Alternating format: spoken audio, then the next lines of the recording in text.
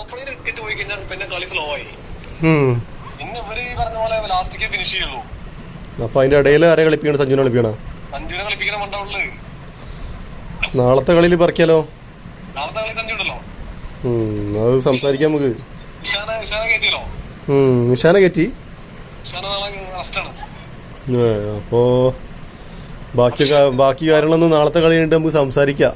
അഭിഷേക് നാളെ ഹാട്രിക് അടിക്കാന്നുള്ള മാത്രമാണ് ഇപ്പൊ സംശയമുള്ളത്. അഭിഷേക് ഒരു ഫോം ഔട്ട് ആയ കുഴപ്പമില്ലടാ. സഞ്ജു സാംസൺ ഫോം ഔട്ട് ആയാലേ പ്രശ്നമുള്ളൂ.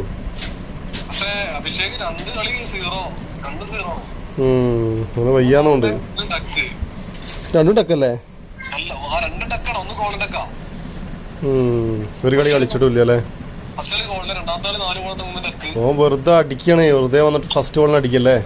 അവന്റെ ശൈലി അതാണ്, പിന്നെ പറഞ്ഞിട്ട് കാര്യമില്ല. ഓനെ ഫിറ്റല്ലടാ. കാരണം വെച്ചാലേ കളി മാറിയിട്ടില്ല. അടിയിലാ പവറില്ല. ഒന്ന് ക്യാച്ച് പോയതല്ലോ വെറുതെ.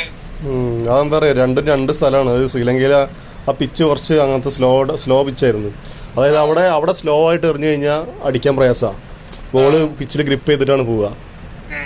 ഇന്ത്യയിൽ പിന്നെ പ്രശ്നമില്ല, എങ്ങനെ എറിഞ്ഞാലും അടിച്ചാ ലൈനിലാണ്ട് അടിച്ചാൽ മതി.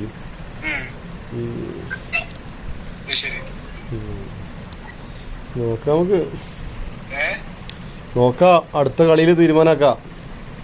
സഞ്ജുവിനെ ഇറക്കാം. ശരി.